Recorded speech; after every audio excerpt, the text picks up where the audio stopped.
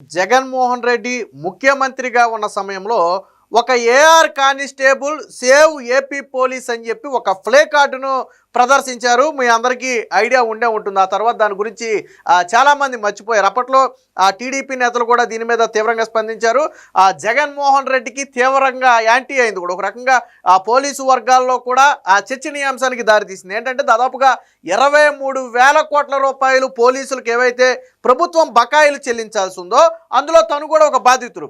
So వెంటనే ఆ బకాయిలు చెల్లించి పోలీసులను రక్షించాలి అని వేడుకోవటమే ఆ కానిస్టేబుల్ చేసినటువంటి తప్పు. ఆ కానిస్టేబుల్ పేరే ప్రకాష్, ఏఆర్ కానిస్టేబుల్ ప్రకాష్. మీకు ఐడియా వచ్చి ఉండదు. ఇప్పుడు ఇక్కడ కనపడుతున్నటువంటి ఈ ఫ్లే కార్డు కూడా అప్పట్లో AP CM Jagan sir save AP police అని చెప్పి తనను డిస్మిస్ చేసిన తర్వాత కూడా, పూర్తిగా సర్వీసు నుంచి తొలగించిన తర్వాత కూడా నన్ను సర్వీసులోకి తీసుకుని నాకు న్యాయం చేయాలని చెప్పి ఫ్లే కార్డులు పట్టుకుని తిరిగాడు.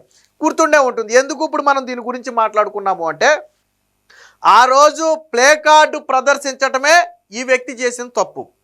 అప్పట్లో 2022 జూన్ నెలలో, సుమారు జూన్ నెలలో జగన్మోహన్ రెడ్డి సత్యసాయి జిల్లాలో ఒక పర్యటనకి వెళ్ళాడు. ఆ పర్యటన సందర్భంగా ఏం చేశాడంటే, ముఖ్యమంత్రి గారికి మా మొర వినిపిస్తే ఏమైనా న్యాయం జరుగుతుందేమో అనే ఉద్దేశంతో అక్కడ హెడ్ క్వార్టర్ వద్ద ఏఆర్ కానిస్టేబుల్ ఏంటంటే ఒక ఫ్లే కార్డు ప్రదర్శించాడు. సో దీన్ని అప్పటి పోలీస్ శాఖ సీరియస్గా తీసుకుంది, జగన్మోహన్ రెడ్డి కూడా సీరియస్గా తీసుకున్నాడు. నాకే ఎదురు ఫ్లే కార్డులు చూపిస్తారా అని మరి జగన్మోహన్ రెడ్డి మరి పిచ్చుక మీద బ్రహ్మాస్త్రంలాగా ఒక ముఖ్యమంత్రి ఏంటి, ఒక ఏఆర్ కానిస్టేబుల్ మీద ప్రతాపం చూపటం ఏంటి నాకు అర్థం కాల.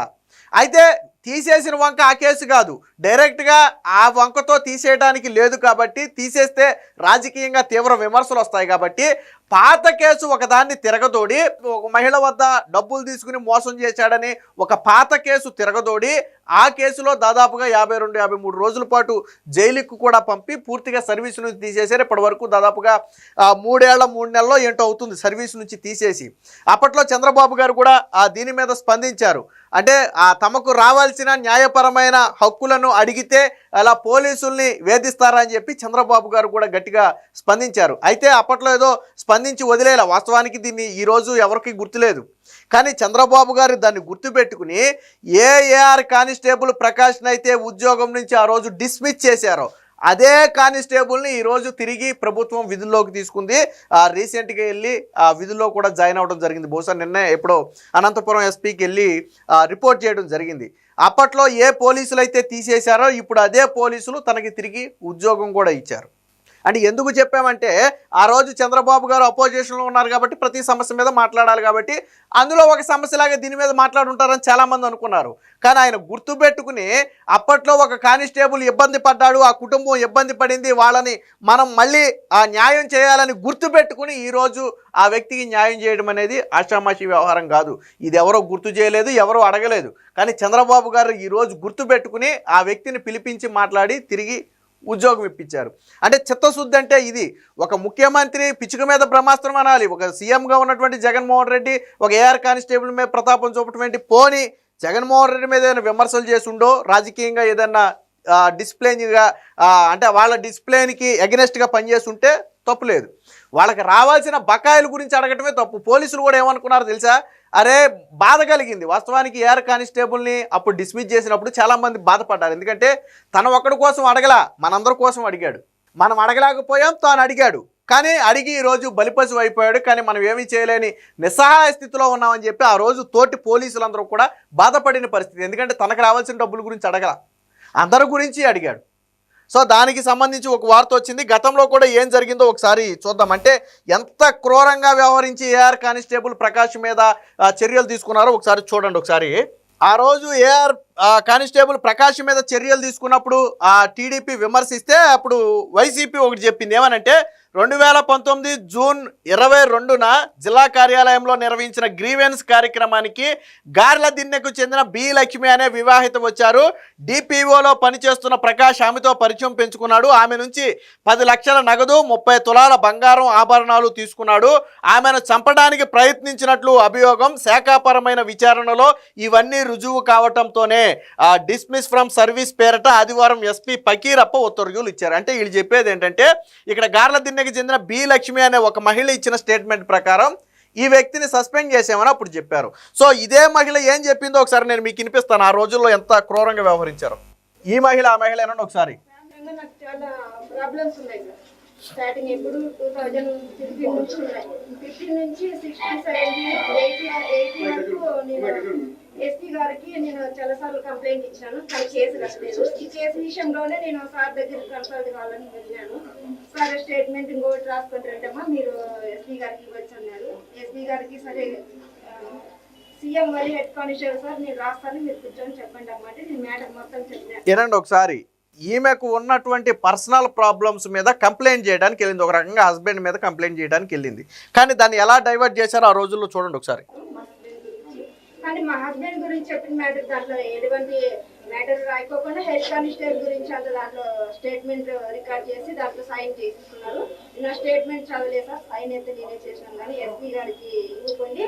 ఎస్పీ గారు వెళ్ళిపోతే మళ్ళీ నెక్స్ట్ వీక్ మండే వరకు స్పందన ఉంటుంది. సార్ కూడా రాడు లీవ్లో. అంటే ప్రకాష్ గురించి విన్నారు కదా, ఈవిడ కంప్లైంట్ చేయడానికి వెళితే ఒక ప్రీ ప్లాన్డ్గా ఒక హెడ్ కానిస్టేబుల్ మీరు కూర్చోండి మీరు చెప్పండి నేను కంప్లైంట్ రాస్తానని చెప్తే ఈవిడ తన భర్త గురించి చెప్పింది. భర్త గురించి, భర్త వేధింపుల గురించి, తనకున్న ఇబ్బందుల గురించి చెబితే ఆ కంప్లైంట్లో అసలు తన భర్త గురించి రాయకుండా ఈ కానిస్టేబుల్ ప్రకాష్ గురించి రాసి పూర్తిగా ప్రకాష్ ఇందాక మనం చెప్పుకున్నట్టుగా నేను బంగారం ఇచ్చాను, ప్రకాష్ నన్ను ఏర్పించాడు, చంపడానికి ప్రయత్నం చేశాడని వీళ్ళ స్టైల్లో ప్రకాష్ని ఇరికించడానికి రాసి సంతకం పెట్టమంటే ఈ అమ్మాయి ఏమనుకుందంటే నేను చెప్పిందే రాశారు కదా అని చెప్పి అదంతా చదవకుండా, ఎందుకంటే అది ఒక పేజీ 2 పేజీలో ఉండదు మ్యాటర్ మొత్తం, చదవకుండా ఏం చేసింది కింద సంతకం పెట్టింది. తర్వాత వాళ్ళు ఏం చెప్పారంట, నువ్వు వెంటనే పోయి దీన్ని ఎస్పీ గారికి ఇచ్చాయమ్మా, మళ్ళీ ఎస్పీ గారు ఈ రోజు వెళ్ళిపోతే మళ్ళీ వచ్చే వారం వరకు కూడా ఈ గ్రీవెన్స్ ఉండదు కాబట్టి ఇప్పుడే నువ్వు తీసుకెళ్లి ఎస్పీ గారికి ఇచ్చేయని చెప్తే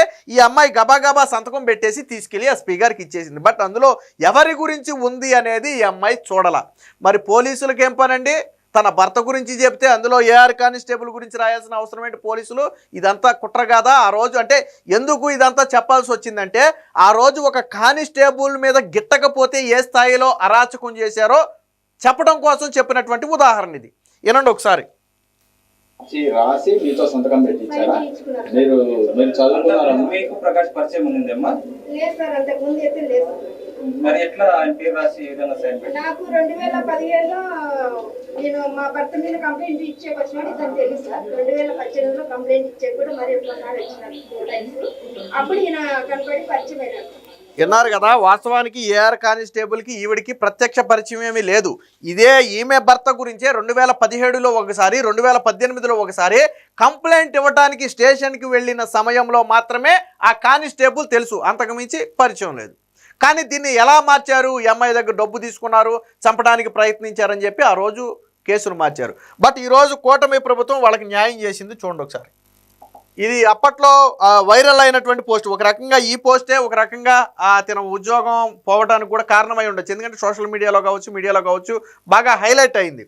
సింహం గర్జిస్తుంది, సమస్యలపై పోలీసుల నిరసన గళం. మొన్న సోషల్ మీడియాలో పోస్టులు, తాజాగా ప్లే కార్డుతో జగన్కు నిరసన, పోలీసులను రక్షించాలంటూ వినతి, బకాయిల చెల్లింపు కోసం అభ్యర్థన, హామీలను విస్మరించిన సర్కారు, ఆఫ్లు లేవు, ఖాళీలు భర్తీ ఊసే లేదు, పోలీసులకు అందని బకాయిలు, సహనం కోల్పోయి నిలదీస్తున్న కాకి అని చెప్పి ఒక ఆర్టికల్ వచ్చింది. ఆ రోజు ఏఆర్ కానిస్టేబుల్ ఇదిగో జగన్ వచ్చినప్పుడు ఇదే ఫ్లై కార్డు పట్టుకుని ఇలాగే కూర్చుని నిరసన వ్యక్తం చేశాడు. ఇదే ఇతను చేసిన తప్పు. సో ఎప్పుడైతే ఇది ఒక రకంగా గవర్నమెంట్ యాంటీగా వచ్చిందో, అంటే ఒక పోలీసు నిరసన జరపడం అంటే గవర్నమెంట్ చేతగానితనంగానే భావించారు ఆ రోజు. సోషల్ మీడియాలో విమర్శలు రావడంతో వేరొక మహిళతో సంబంధం ఉన్నట్టుగా ఆ కేసును అంటగట్టి దారుణంగా వ్యవహరించి సర్వీసు నుంచి డిస్మిస్ చేస్తే ఈరోజు కూటమి అతనికి ఉద్యోగం ఇచ్చింది. విధుల్లోకి ఏఆర్ కానిస్టేబుల్ ప్రకాష్ గత ప్రభుత్వ హయాంలో బకాయిలు అడిగినందుకు డిస్మిస్. గత వైకాపా ప్రభుత్వంలో పోలీసులకు ఇవ్వాల్సిన బకాయిలు చెల్లించాలని కోరుతూ AR constable Prakash placard పట్టుకుని నిరసన తెలపడంతో డిస్మిస్ అయ్యారు. డిమాండ్లు అడిగినందువల్లే అప్పటి సర్కారు డిస్మిస్ చేసిందని భావించిన కూటమి ప్రభుత్వం ఆ ఉత్తర్వులను రద్దు చేసి తిరిగి విధుల్లోకి చేరడానికి వీలుగా ఆదేశాలు జారీ చేసింది. కానిస్టేబుల్ ప్రకాష్ సోమవారం అనంతపురం జిల్లా ఎస్పీ జగదీష్ వద్ద అయితే రిపోర్ట్ చేశారు. డిస్మిస్ అయిన 3 ఏళ్ల 3 నెలల కాలాన్ని ఇప్పటి వరకు అంటే జగన్మోహన్ రెడ్డి డిస్మిస్ చేసి 3 ఏళ్ల 3 నెలల కాలం అయింది. కానీ విధి చూడండి ఎలాంటిదంటే, అంటే కర్మ చెరపుకురా చిరేవని చెప్పి పాతకాలపు సామెత ఒకటి ఉంది. ఆ రోజు అహంకారం ప్రదర్శించినటువంటి జగన్మోహన్ రెడ్డి 11 సీట్లకు పడిపోయి ఈ రోజు రాష్ట్రంలో కూడా తలెత్తుకోలేక పక్క రాష్ట్రం వెళ్ళిపోయి పారిపోయి దాక్కోవాల్సిన పరిస్థితి. కానీ ఆ రోజు ఎవరి వల్ల అయితే వేధింపులు పొందాడో అదే వ్యక్తి తిరిగి ఈ రోజు ఉద్యోగంలో చేరాడు. అంటే అహంకారం ప్రదర్శించినోడు ఎక్కడికి పడిపోయాడు, ఆ రోజు బాధ అనుభవించినోడు ఈ రోజు తిరిగి ఏ స్థాయికి వచ్చాడు ఒకసారి చూడండి. విధి అంటే ఇదే. విధి ఆడే నాటకంలో అంటే జగన్మోహన్ రెడ్డికి ఆ రోజు పవర్ ఉంది కాబట్టి తను ఇష్టం వచ్చినట్టు చెలరేగాడు. బట్ కాలం ఎప్పుడు ఒకేలాగా ఉండదు కదా. ఈరోజు జగన్మోహన్ రెడ్డి అనే వ్యక్తి ఎక్కడ ఉన్నాడు, పక్క రాష్ట్రంలో ఉన్నాడు. కానీ ఇదే ప్రకాష్ అనే వ్యక్తి తిరిగి మరి అదే యూనిఫామ్ వేసుకుని మళ్ళీ అదే డ్యూటీకి వెళ్తున్నాడు. చూడండి మరి విధి ఎలాంటి నాటకం ఆడిందో. కాబట్టి అందుకనే అధికారం ఉంది కదా అని చెప్పి ఇష్టం వచ్చినట్టు ప్రవర్తిస్తే పరిణామాలు ఇలాగే ఉంటాయి. 3 నెలల 3 కాలాన్ని విధుల్లో లేనట్టుగా పరిగణించి తిరిగి చేరడానికి ప్రభుత్వం అవకాశం కల్పించిందంటే ఈ మొత్తం పీరియడ్ను ఒక రకంగా సెలవుగా భావించవచ్చు. ఒక ఉద్యోగి సెలవు పెట్టుకుంటే ఎలాగో అలా సెలవుగా భావించి మిగిలినదంతా యాజ్ ఇట్ ఈజ్, అంతకుముందు సర్వీస్ కానీ ఇదంతా యాజ్ ఇట్ ఈజ్గా కొనసాగడానికి ప్రభుత్వం అవకాశం కల్పించింది. 2022 జూన్ 14న అప్పటి ముఖ్యమంత్రి జగన్ సత్యసాయి జిల్లా చెన్నై కొత్తపల్లి పర్యటనకు వచ్చిన సందర్భంగా కానిస్టేబుల్ ప్రకాష్ అనంతపురం జిల్లా పోలీసు కార్యాలయంలో సేవ్ ఏపీ పోలీస్ నినాదంతో నిరసన తెలిపాడు. దాన్ని అప్పటి ప్రభుత్వం సీరియస్గా తీసుకుంది. గతంలో సదరు కానిస్టేబుల్ ఎదుర్కొన్న ఓ కేసుపై విచారణ చేసేదే ఇప్పుడు నేను చెప్పిన లేడీ కేసు విచారణ చేసి నేరం రుజువైనట్లుగా పేర్కొంటూ అప్పటి ఎస్పీ ఫకీరప్ప 2022 ఆగస్టు 25న ఉద్యోగం నుంచి డిస్మిస్ చేశారు. మరి ఫకీరప్ప కూడా ఇప్పుడు ఎక్కడున్నాడో మనకైతే తెలియదు అనుకోండి. దీనిపై బాధిత కానిస్టేబుల్ కుటుంబం పోరాటం చేసినా ఆ ఫలితం లేకుండా పోయింది. సో గత ప్రభుత్వ హయాంలో రాష్ట్ర పోలీసులకు రావాల్సిన బకాయిలు 23,000 కోట్లు ఉండేవి. వాటిని చెల్లించాలని అడిగిన కారణంగానే నన్ను నా కుటుంబాన్ని చిత్రహింసలకు గురి చేశారు. గత ప్రభుత్వంలో నాపై అనేక కేసులు బనాయించి విధుల నుంచి డిస్మిస్ చేశారు. నాకు సంబంధం లేని కేసులో 52 రోజుల పాటు జైలుకు పంపారు. ముఖ్యమంత్రి చంద్రబాబు, మంత్రి లోకేష్ నా బాధను ఆలకించి ఉద్యోగాన్ని తిరిగి ఇప్పించారు. ఇందుకు మందకృష్ణ మాదిగ కూడా సహకరించారు. వారందరికీ కృతజ్ఞతలు అని చెప్పి ఆ కానిస్టేబుల్ అయితే ఒక వ్యాఖ్య చేయడం జరిగింది. అంటే ఎందుకు చెప్పానంటే ఆ రోజు ఇది చిన్న ఇష్యూ, ఎలాంటి ఇష్యూలు చాలా వచ్చినాయి. బట్ కూటమి ప్రభుత్వం మర్చిపోలా. ఆ రోజు జగన్మోహన్ రెడ్డి బాధితులకు ఈరోజు న్యాయం చేసి ఆ కుటుంబానికి ఆ కూటమి ప్రభుత్వం అండగా నిలబడింది. కాకపోతే విధి అనేది ఎలా నాటకం ఆడుతుంది, మన దగ్గర ఈరోజు మన సమయం వచ్చింది కాబట్టి మనకేదో పలుకుబడో డబ్బో లేకపోతే హోదానో ఉందని చెప్పి విచ్చలవిడిగా విర్రవీగితే తరువాత రోజుల్లో ఫలితాలు ఎలా ఉంటాయనడానికి ఇదే ఒక ఉదాహరణ. ఏది ఏమైనా ఈరోజు కానిస్టేబుల్ ప్రకాష్ విధుల్లో చేరటం పట్ల ఆ రోజు బాధపడిన తోటి కానిస్టేబుల్ కావచ్చు లేదా తోటి డిపార్ట్మెంట్ కావచ్చు ఈరోజు ఆనందం వ్యక్తం చేసింది. ఎందుకంటే ఆ రోజు ప్రకాష్ తన గురించి అడగల. తనకు రావాల్సిన మహా అయితే 1,00,000-2 లక్షలు ఉండుంటుంది అందులో నాకు తెలిసి, దాని గురించి అడగల. కానీ అందరి పోలీసులు బాధల గురించి ఆ రోజు మాట్లాడాడు. ఆ రోజు డిస్మిస్ చేసినప్పుడు బాధపడ్డారు, అరే మనందరి గురించి మాట్లాడి తను బలైపోయాడు కదా అనవసరంగా అని బాధపడ్డారు. ఆ బాధపడిన వాళ్ళందరూ కూడా ఈరోజు తిరిగి విధుల్లో చేరటంతో ఆనందం వ్యక్తం చేశారు.